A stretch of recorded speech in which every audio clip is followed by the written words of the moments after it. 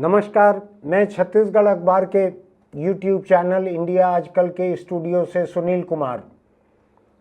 अभी जब इसको रिकॉर्ड कर रहा हूं मैं, इसी वक्त दिल्ली हाई कोर्ट के एक कमेंट पर खबरें आ रही हैं चारों तरफ। दिल्ली की आम आदमी पार्टी की जो सरकार है, जिसको बरसों से केजरीवाल सरकार कहा जाता था, और केजरीवाल के जेल जाने के बाद, जमानत पे अभी छूटने के बाद आतिशी वहाँ पर मुख्यमंत्री हैं उनकी पार्टी की, जो मंत्री थी उनके समय। इस सरकार ने सीएजी की रिपोर्ट, सीएजी के बारे में अगर आपको न पता हो तो मैं बतला देता हूँ। CAG controller and auditor general, ये केंद्र सरकार के भी अलग अलग विभागों के बारे में सीएजी की रिपोर्ट बनती है। ऐसे ही राज्य सरकार के बारे में भी सीएजी की रिपोर्ट बनती है। हमने अपने खुद के राज्य में ऐसी सीएजी की रिपोर्ट बहुत सी देखी हैं, जिनके ऊपर सदन में बहस होती है। एक लोक लेखा समिति रहती है विधानसभा और लोकसभा की, जिसमें सीएजी की रिपोर्ट को भेजा जाता है। वहाँ पर उस रिपोर्ट के आधार पर फिर सवाल जवाब होते हैं। विधायकों की एक कमेटी अफसरों से, मंत्री से सवाल जवाब करती है। तो ऐसी सीएजी की रिपोर्ट दिल्ली सरकार के शराब नीति के बारे में, जिसमें बड़े बड़े लोग वहाँ के, मुख्यमंत्री अरविंद केजरीवाल, उनके उप मुख्यमंत्री मनीष सिसोदिया, संजय सिंह, ये जाने कितने ही लोग गिरफ्तार हुए थे उस मामले को लेकर। सैकड़ों करोड़ रुपया का शराब घोटाला इसको बताया जा रहा है। चूंकि किनारे पहुंचा नहीं है, इसलिए मैं कुछ कहना नहीं चाहता। उस रिपोर्ट को सरकार ने विधानसभा में पेश नहीं किया। इसके खिलाफ बीजेपी के कुछ एमएलए दिल्ली हाईकोर्ट गए हैं। हाईकोर्ट के जस्टिस सचिन दत्ता ने आज इस बात पर कड़ी आलोचना की है दिल्ली सरकार की कि आप इतना मुंह क्यों चिरा रहे हो, क्या बात है, क्या बात है जो इतना मुंह चुरा रहे हो और रिपोर्ट को, सीएजी की रिपोर्ट को विधानसभा में पेश नहीं कर रहे हो। उन्होंने कहा, आप जिस तरह से पैर घसीट रहे हैं अपने, ये बहुत ही दुर्भाग्यजनक है। आपको इस रिपोर्ट को विधानसभा अध्यक्ष को तेजी से भेजना चाहिए था और विधानसभा में, सदन में इस पर बहस करनी चाहिए थी। 2000 करोड़ रुपए का घोटाला बतलाया जा रहा है, शराब घोटाला, जिसकी रिपोर्ट आ गई थी सीएजी की। राज्य शासन को सीएजी की रिपोर्ट सबमिट की जाती है। राज्य सरकार की ये जिम्मेदारी रहती है, संवैधानिक जिम्मेदारी की, उसको विधानसभा में पेश करे, सदन के पटल पर रखे। उसके बाद वो राज्यपाल को भी जाती है, लोक लेखा समिति को भी जाती है, सदन में उस पर चर्चा भी तय होती है। ये सब किया जाता है। अब जो विधायक हैं भाजपा के, दिल्ली के विपक्ष में हैं भाजपा, वहाँ पे आम आदमी पार्टी की अभी भी सरकार है, उन्होंने हाईकोर्ट से मांग की है कि एक विशेष सत्र बुलाया जाए और सरकार को निर्देश दिया जाए कि वो सीएजी की रिपोर्ट पेश करे। हाईकोर्ट ने कहा है, चुनाव सामने हैं, इसमें कैसे हम इतने जल्दी विशेष सत्र के लिए आदेश दें।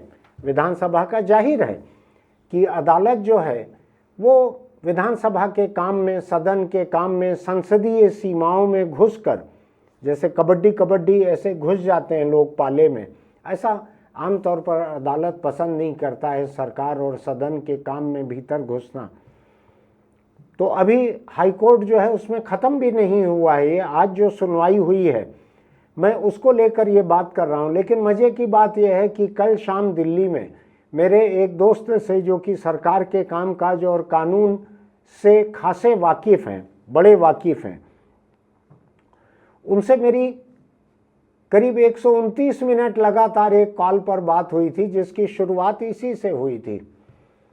और हम लोग केजरीवाल सरकार जो मुंह चुरा रही है विधानसभा में पेश करने के लिए, मुख्यमंत्री अभी दूसरी है लेकिन सरकार तो केजरीवाल के नाम पर चल रही है, तो इसके ऊपर हम लोग बात करते रहे कि इसमें क्या गलत है, सैद्धांतिक रूप से क्या है। मैं उनको ये बतलाते रहा, 2010-11 के आसपास की बात होगी, मैं अमेरिका गया था एक पद यात्रा के लिए, उसका किस्सा मैं उनको बताते रहा, अभी आपको भी बतलाता हूँ। कोई भी एक सरकार अगर सीएजी की रिपोर्ट आती है, उस रिपोर्ट को पेश करना चाहिए उनको विधानसभा में। उसमें सरकार का भ्रष्टाचार, सरकार की अनियमितता, सरकार की लापरवाही, इन सब पे टिप्पणी रहती है और सरकार को एक आईना रहता है। सरकार अगर समय रहते सीएजी की रिपोर्ट को गंभीरता से ले तो अधिक बड़े भ्रष्टाचार से बचती है, अधिक बुरी तोहमतों से बचती है, अपने कामकाज को संभाल भी सकती है। लेकिन केजरीवाल की पार्टी ने दिल्ली में अपनी सरकार में ऐसा नहीं किया, क्योंकि सत्तारूढ़ पार्टी का बहुमत रहता है विधानसभा के भीतर, इसलिए जाहिर है कि विधानसभा अध्यक्ष भी उन्हीं की पार्टी के रहते हैं। अब सवाल ये उठता है कि क्या किसी सरकार की मर्जी पर, उसके रहमो करम पर ये होना चाहिए कि सीएजी की रिपोर्ट असेंबली में पेश हो या ना हो? जनता का हक है जानने का, संवैधानिक संस्था है सीएजी, ये जनता का हक है जानने का। और दिल्ली की जनता जिसको अभी वोट डालना है, कुछ हफ्तों के बाद में दिल्ली की जनता को वोट डालना है, तो जनता किस आधार पे वोट डाले? जिस मामले में, जिस घोटाले की तोहमत में मुख्यमंत्री, उप मुख्यमंत्री, उनके कई मंत्री महीनों बरसों जेल में पड़े रहे, आज उसके बारे में सीएजी की रिपोर्ट है। मैं कहता हूं सीएजी, चलिए, केंद्र सरकार की मनोनीत रहती है सीएजी। हमने देखा हुआ है जब मनमोहन सिंह प्रधानमंत्री थे उस वक्त सीएजी थे विनोद राय। उन्होंने कोयला घोटाले को लेकर या स्पेक्ट्रम आवंटन को लेकर जिस तरह की सीएजी रिपोर्ट दी थी, वो रिपोर्ट बहुत बाद में जाके सही साबित नहीं हुई। लेकिन हुआ क्या था, आपको ध्यान है? विनोद राय ने सीएजी रहते हुए जो रिपोर्ट पेश की थी कोयला घोटाले की और स्पेक्ट्रम घोटाले की, उसको लेकर यही अरविंद केजरीवाल, जो अभी दिल्ली सरकार के पीछे हैं, आम आदमी पार्टी के मुखिया हैं, यही अरविंद केजरीवाल उस वक्त अन्ना हजारे नाम का एक खादी की खाल ओढ़ा हुआ तथाकथित गांधीवादी, जो बड़े चुनिंदा भ्रष्टाचार को लेकर लड़ता है, उसको लगता है कि ये 3 भ्रष्टाचारियों के खिलाफ लड़ना है, इन 5 भ्रष्टाचारियों के खिलाफ आंख बंद करके सो जाना है। ऐसा है अन्ना हजारे। मेरे मन में किसी एक वक्त सम्मान रहा होगा, लेकिन बरसों हो गए मैंने इस आदमी के बारे में सम्मान का एक शब्द भी नहीं कहा, और मुझको फख्र है इस बात का कि मैं इसको समय रहते पहचान गया। इस अन्ना हजारे के साथ में यह अरविंद केजरीवाल, इन्होंने, आपको ध्यान है ना, मनमोहन सिंह की सरकार थी, 2014 के चुनाव के ठीक पहले 1-2 साल तक इन लोगों ने जो भयानक आंदोलन किया था दिल्ली में, लोकपाल की मांग करते थे, सूचना के अधिकार की मांग करते थे, और सीएजी की रिपोर्ट को लेके बवाल इन्होंने खड़ा किया था। इनके साथ में कर्नाटक के एक हाईकोर्ट जज जस्टिस हेगड़े थे, श्री रविशंकर थे, इनके साथ में किरण बेदी थी, इनके साथ में रामदेव नाम का आदमी था, और अन्ना हजारे और केजरीवाल तो थे ही। ये 2 लोग मंच पे बैठ के आमरण अनशन करते थे, फिर जूस पीते थे, फिर कुछ करते थे, हुआ किसी को कुछ नहीं। मैं चाहता भी नहीं हूं कि लोकतंत्र में आमरण अनशन करने वाले लोग मरे, लेकिन इन 2 लोगों ने क्या किया था? इन्होंने मनमोहन सरकार की साख को मटियामेट करने का काम किया था। पूरा का पूरा आंदोलन मनमोहन सरकार को हटाने के लिए था। पूरा का पूरा आंदोलन एक लोकपाल के लिए था, जिससे कि नेताओं के, अफसरों के सरकारी भ्रष्टाचार की स्वायत्त जांच हो सके, स्वतंत्र जांच हो सके। आपको ध्यान होगा उस समय केजरीवाल से कोई पूछे रात को नींद से जगा के कि वहां आग लग गई है, चलो, तो कहेगा कि लोकपाल को बुला लो, वो बुझाएगा आग। ऐसी दिमागी हालत थी केजरीवाल की। आज लोकपाल का नाम भी नहीं लेते, आज अपने ऊपर लगे हुए भ्रष्टाचार की तोहमतों का नाम भी नहीं लेते। आज केंद्र सरकार की ईडी, अच्छी बुरी जैसी भी एजेंसी हो, उसने जब इनको पकड़ा है, इनको जेल भेजा है, हाई कोर्ट, सुप्रीम कोर्ट तक इनको बड़ी राहत कोई नहीं मिली है। खींचतान के महीनों सालों बाद इनके लोगों को जमानत मिली है। ऐसा केजरीवाल अब लोकपाल की बात भी नहीं करता। ऐसा केजरीवाल जिसने विनोद राय की सीएजी की रिपोर्ट को लेके इतना बवाल खड़ा किया था, अब अपनी सरकार के खिलाफ जो सीएजी की रिपोर्ट आई है, दारू घोटाले के ऊपर, 2000 करोड़ के घोटाले के ऊपर, उस सीएजी की रिपोर्ट को केजरीवाल विधानसभा में पेश करने को तैयार नहीं है। ये पार्टी का मुखिया है, इसलिए मैं केजरीवाल की सरकार कह रहा हूं, ये अपने आप को ही अभी मुख्यमंत्री की तरह पेश करता है, पार्टी की नीतियां, सरकार की नीतियां घोषित करता है, आतिशी को कहता है कि ये टेम्पररी सीएम है, इस तरह की बातें करता है ये आदमी।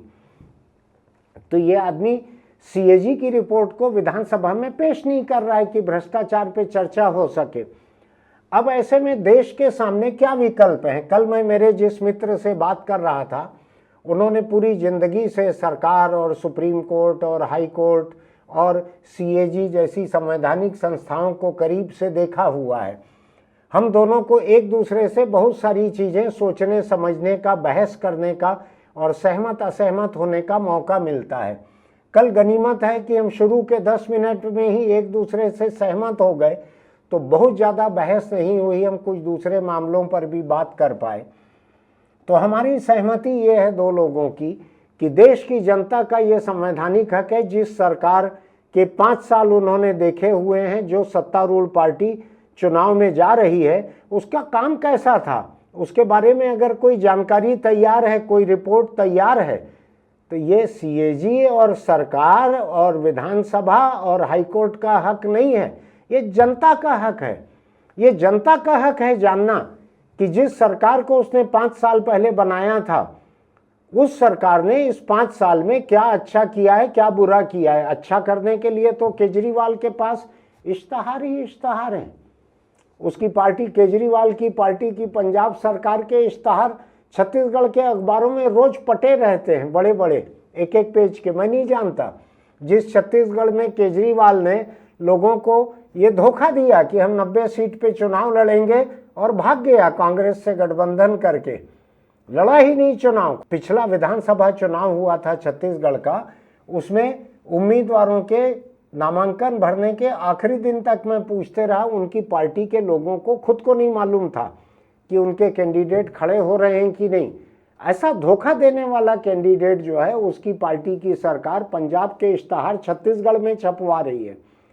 दिल्ली की अदालतों ने कई बार ये सवाल किए कि तुम्हारे पास इस जनहित के काम के लिए पैसा नहीं है, इस काम के लिए पैसा नहीं है, और सैकड़ों हजार करोड़ रुपए के तुम इश्तहार छपवा रहे हो।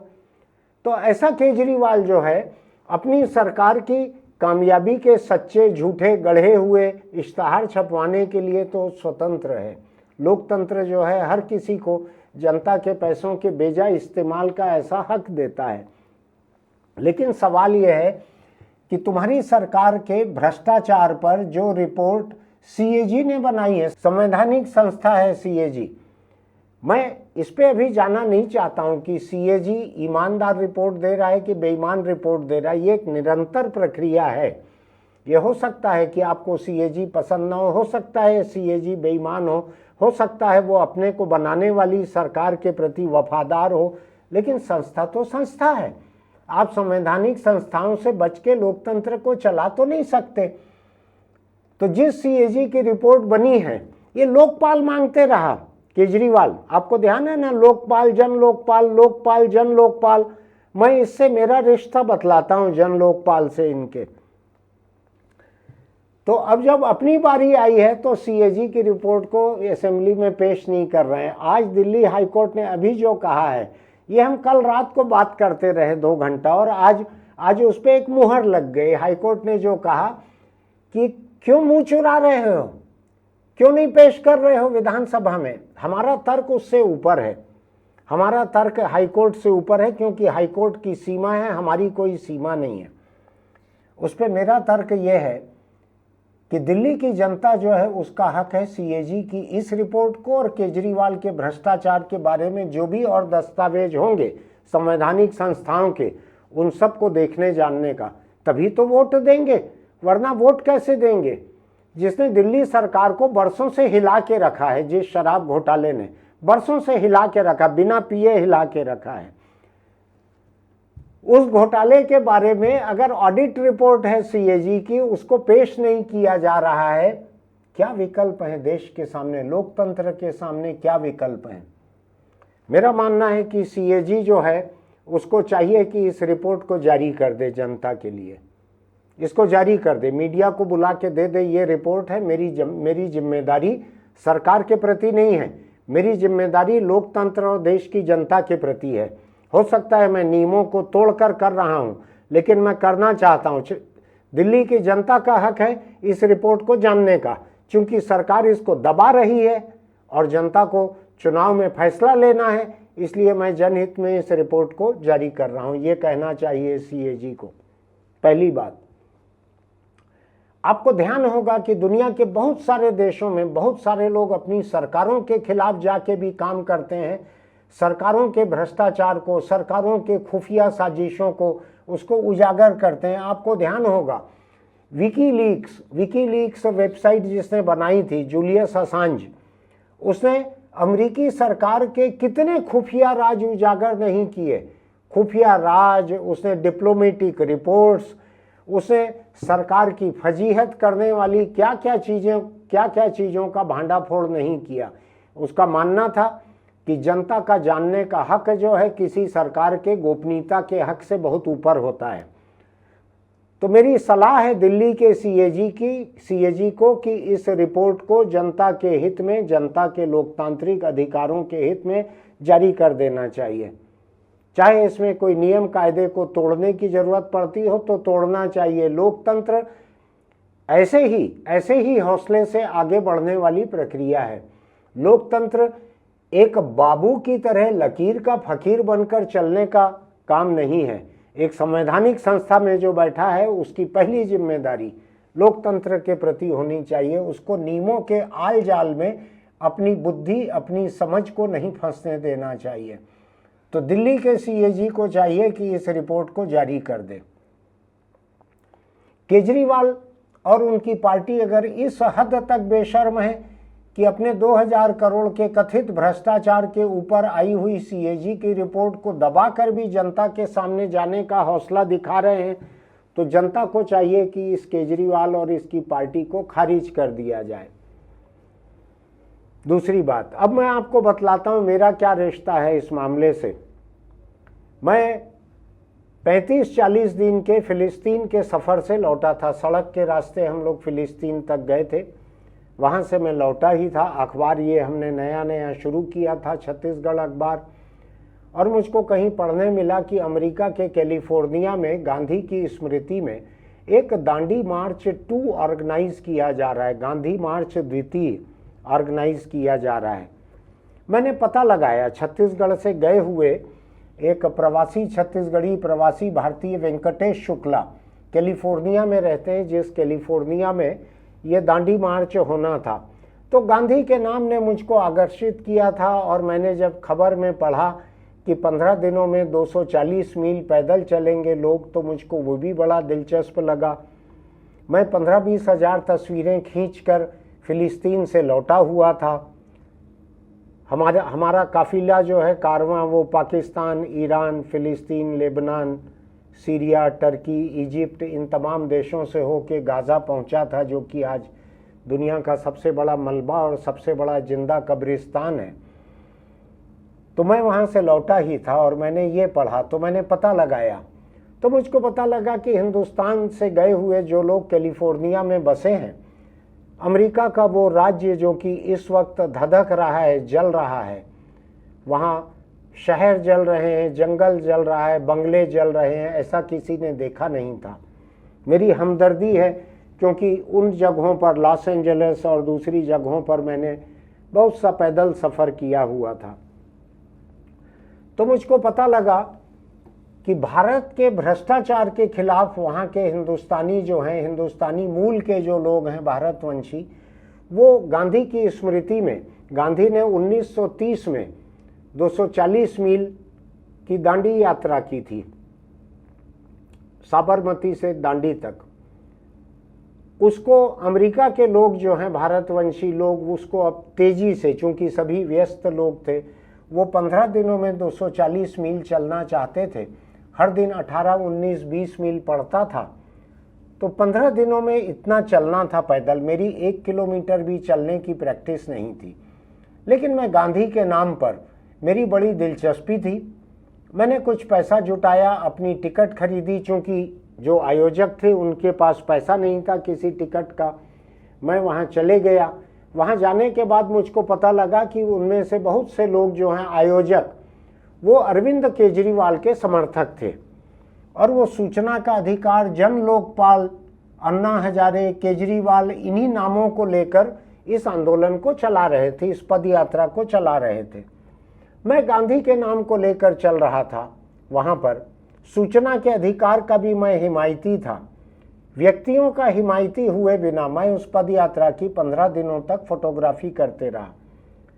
तो रात दिन ये लोग अरविंद केजरीवाल से फ़ोन पे बात करते थे, अरविंद केजरीवाल को बताते थे कि आज हम यहाँ यहाँ गए, इतनी जगह लोगों की इतनी सभाएं लिए, ये किया। तो आखिरी में जाकर 15 दिनों में जब सैन फ्रांसिस्को में गांधी की प्रतिमा पर ये पद यात्रा, दांडी यात्रा 2, ये जब खत्म की गई तो उस वक्त ऐसे 6 लोग थे, सैकड़ों लोग चले थे इस पद यात्रा में, लेकिन ऐसे 6 लोग थे जिन्होंने बिना रुके हुए ये पद यात्रा पूरी की थी, बिना किसी ब्रेक के। 240 मील चलने वाले 6 लोग थे, उसमें से मैं भी एक था। तो मैंने उस समय रात दिन सुना था केजरीवाल के बारे में, मेरी मुलाकात नहीं थी। तो केजरीवाल, जन लोकपाल, सूचना का अधिकार, अन्ना हजारे, ये सब चलते रहता था वहाँ रात दिन। मैं फोटोग्राफी कर रहा था, लोगों से बातचीत कर रहा था, इंटरव्यू कर रहा था लोगों के। लेकिन मैंने 15 दिन झेला है इस पूरी चर्चा को केजरीवाल के। उस समय मुझको खराब नहीं लगती थी, लेकिन अब जब मैंने केजरीवाल नाम का ये पाखंड देख लिया है, तब मुझको समझ में आ रहा है कि ये पूरा का पूरा ढकोसला, गांधीवाद का ढकोसला, ईमानदारी का ढकोसला, ये केजरीवाल नाम का प्राणी मुझको हमेशा से एक मामले में संदिग्ध लगते रहा। अपने बदन से 2-3 साइज ढीला शर्ट पहनता है ये, उसमें बुराई कुछ नहीं है, लोकतंत्र में सबको सब कुछ पहनने का हक है, लेकिन उससे ये अपने आप को ऐसा जाहिर करता है कि बहुत दीनहीन, गरीब और भूखा है, कमजोर हो गया है, ऐसा जाहिर करता है। अब इससे बड़ा पाखंड क्या होगा कि जिसने ईमानदारी का नाम लेके, गांधी का नाम लेके, जिसने अन्ना हजारे नाम के खादी ओढ़े हुए, खादी की खाल ओढ़े हुए आदमी के साथ मिलकर, जिसने आमरण अनशन की नौटंकी करके, जिसने मनमोहन सिंह की पूरी सरकार को बदनाम करके हटाने के लिए जमीन तैयार की।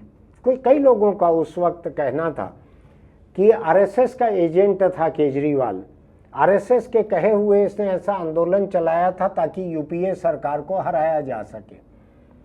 मेरे पास ऐसे कोई सबूत नहीं है कि केजरीवाल की ऐसी कोई साजिश थी कि नहीं थी, लेकिन आज मेरे पास केजरीवाल के खिलाफ सबूत है कि केजरीवाल की सरकार, आम आदमी पार्टी की सरकार, अपने खिलाफ आई हुई सबसे बड़ी रिपोर्ट 2000 करोड़ के घोटाले पर रिपोर्ट जो है, उसको विधानसभा में पेश करने से मुंह चुरा रहे हैं।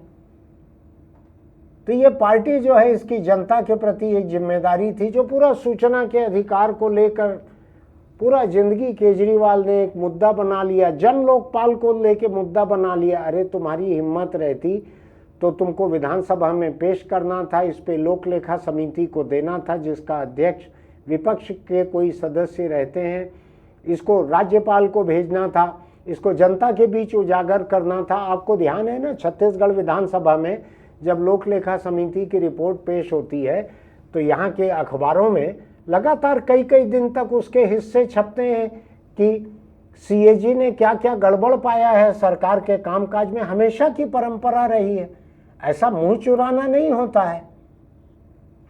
तो मैं ये चाहता हूं कि चाहे सरकार का कोई व्यक्ति जिसकी पहुंच इस सीएजी रिपोर्ट तक हो, उसको चाहिए कि जनहित में इसको लीक कर दे कहीं पर।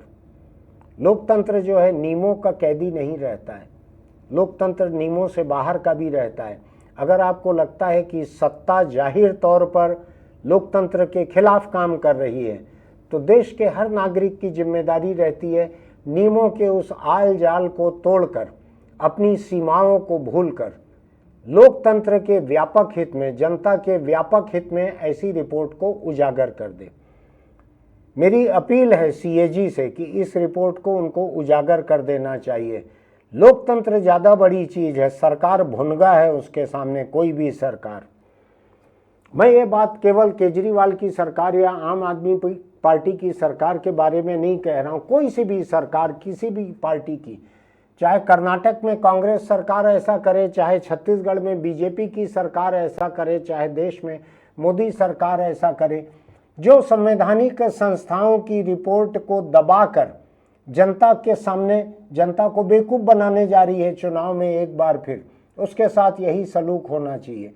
ये रिपोर्ट उजागर होनी चाहिए। इसके कुछ हिस्से लोगों का कहना है कि इधर उधर सामने आए थे। आपको ध्यान होगा केजरीवाल ने अपने लिए जो शीश महल बनवाया है 56 करोड़ या कितने करोड़ में, आपको ध्यान है ना, उसके बारे में हमने यहाँ कहा था या अखबार में मैंने एडिटोरियल लिखा था। तो मैं तो इस पक्ष में हूँ कि इसके जितने हिस्से उजागर हो सकते हैं होना चाहिए, चाहे जो भी उजागर करे। मैं ऐसी संवैधानिक औपचारिकता और ऐसे संवैधानिक लिहाज के खिलाफ हूँ जो चोरों को, भ्रष्ट लोगों को छुपने के लिए एक मौका देता हो। जनता जो है किसी भी सरकार से ऊपर है और इस देश की जनता का हक है ऐसी किसी भी रिपोर्ट को जानना, खासकर तब जबकि वो जनता चुनाव में जा रही है। आपके 2000 करोड़ रुपए के घोटाले के ऊपर आई हुई रिपोर्ट को बिना जाने हुए जनता क्या सोच के आपको वोट देगी? या अगर सीएजी की हिम्मत नहीं होती है, सरकार में कोई विसल ब्लोअर नहीं है जो कि इसको भांडाफोड़ करे, इस रिपोर्ट को उजागर करे, तो जनता को चाहिए कि ऐसी रिपोर्ट छुपाने वाले व्यक्ति को कहे तुम तो कल तक जन लोकपाल को लेकर मनमोहन की सरकार को हराने पे उतारू थे और हरा ही दिया तुमने, हटवाई दिया था। तो अब हम तुमको बतलाते हैं, इस सरकार को खारिज कर दिया जाना चाहिए। ये रिपोर्ट आए तो उसके बाद जनता खुद तय करे कि इस सरकार को खारिज करना है कि मैं जनता को गाइड करने वाला कौन होता हूँ। लेकिन अगर ये रिपोर्ट ये सरकार उजागर नहीं करती, ये रिपोर्ट विधानसभा में पेश नहीं करती, इसको जनता के सामने नहीं रखती, तो सीएजी इस रिपोर्ट को रखे, कोई और लीक करे इसको, ना हो तो मुझको ईमेल या व्हाट्सएप पे भेज दे इस रिपोर्ट को, मैं उसको उजागर कर दूं। मैं कोई ज़्यादा संवैधानिक औपचारिकताओं में भरोसा करने वाला व्यक्ति नहीं हूं और जनता को चाहिए कि अपने भ्रष्टाचार को इतनी कोशिश करके, इतनी बेशर्मी से, जिसको हाई कोर्ट कह रहा है कि मुंह चुरा रही है ये सरकार, ऐसी सरकार को खारिज कर देना चाहिए। ऐसी बेशर्म सरकार कोई भी हो, किसी प्रदेश की हो, देश की हो, जो भी हो, जो संवैधानिक संस्थाओं की जानकारी को छुपाना चाहती है उसको खारिज कर देना चाहिए जनता को, ऐसा मेरा मानना है। आज मैं बस इतना ही कहने के लिए खड़ा हुआ था। इस केजरीवाल नाम के आदमी को, इसकी आम आदमी पार्टी को, इसको ध्यान से देखिए। ये आम बिल्कुल नहीं है, ये खास है। जिस भ्रष्टाचार के खिलाफ जांच को लेकर, जन लोकपाल नाम की संस्था को बनवाने को लेकर इसने रामबाण दवा मान लिया था। अन्ना हजारे और केजरीवाल जन लोकपाल, कोई जितना कोई धर्मांध व्यक्ति, जितना किसी ईश्वर के नाम को न जपता हो, गटरमाला जितनी न जप फेरता हो, उतना ये लोग जन लोकपाल बोलते थे। ये दो लोग 24 घंटा इनको जन लोकपाल हर चीज़ का इलाज दिखता था। ये लगता था कि चावल की जगह कन की सप्लाई हो रहा है तो भी जन लोकपाल आने से बंद हो जाएगा। और इन्होंने क्या किया, जब सीएजी की रिपोर्ट अपने खिलाफ आई, जिस पे जवाब देने का हक मिलता है सरकार को, उस रिपोर्ट पर लोक लेखा समिति में, उस रिपोर्ट को दबा के बैठ गए और जनता के बीच चुनाव में दोबारा जा रहे हो, तो ऐसी सरकार को, ऐसी पार्टी को खारिज कर देना चाहिए चुनाव में। मैं प्रचार नहीं कर रहा हूं केजरीवाल के खिलाफ, मैं तो चाहता हूं कि लोकतंत्र में विपक्ष मजबूत बना रहे, लेकिन आज मैं ये भी चाहता हूं कि ये आम आदमी पार्टी दिल्ली में विपक्ष ही बने। जो कोई भी अपने भ्रष्टाचार को ऐसा छुपाने की कोशिश कर रहे हैं, उनका विपक्ष में रहना ठीक है, ताकि आगे भ्रष्टाचार करने की हालत में भी न रहे। मेरा ये एडिटोरियल अगर आपको ठीक लगा हो तो हमारे इस YouTube चैनल इंडिया आजकल को सब्सक्राइब कीजिएगा, नोटिफिकेशन की बटन दबाइएगा, लाइक कीजिएगा, कमेंट कीजिएगा। मेरी बात से आप असहमत हैं तो भी कमेंट कीजिएगा। इसको दिल्ली के लोगों को भेजिएगा खासकर, या जहाँ जहाँ आम आदमी पार्टी की सरकार है वहाँ भेजिएगा। छत्तीसगढ़ में भी आम आदमी पार्टी के जो नेता हैं उनको भेजिएगा, कुछ को मैं भेज दूंगा। चलते चलते एक छोटी सी सलाह आपको। और अगर आप बीड़ी, सिगरेट, गुटखा, तंबाकू खाते पीते हैं तो उसको छोड़ दीजिए, क्योंकि तंबाकू कैंसर को न्योता देता है और तंबाकू का इस्तेमाल करने वाले लोग आगे पीछे कैंसर की चपेट में आ जाते हैं। अपने परिवार पे ऐसी बिजली मत गिराइए मुसीबतों की। कैंसर जो है पूरे परिवार को खोखला कर देता है, कामकाज ठप हो जाता है, घर मकान बिक जाता है, कर्ज चढ़ जाता है लोगों के पास, और परिवार के लोग जीते जी मर जाते हैं जब वो आपको देखते हैं तिल तिल मरते हुए। तंबाकू जो है सबसे बड़ी वजह है। छत्तीसगढ़ में जितने कैंसर मरीज हैं उनमें से 24% मुंह के कैंसर के हैं, जिसमें मेरा ख्याल है 100% लोग तंबाकू से पैदा होने वाले कैंसर वाले हैं। इसलिए इससे दूर रहिए, अपने परिवार के साथ खुश रहिए। तंबाकू का कारोबार करने वाली कंपनियां जो हैं, गुटखा बनाने वाली, सिगरेट बीड़ी बनाने वाली कंपनियां आपके प्रदेश में अगर कानूनी नहीं है तो गैरकानूनी तरीके से बेचती हैं। उस साजिश को समझिए और तंबाकू को किसी भी शक्ल में खुद भी छोड़िए, अपने आसपास के और लोगों से भी छुड़वाइए। फिर मिलेंगे।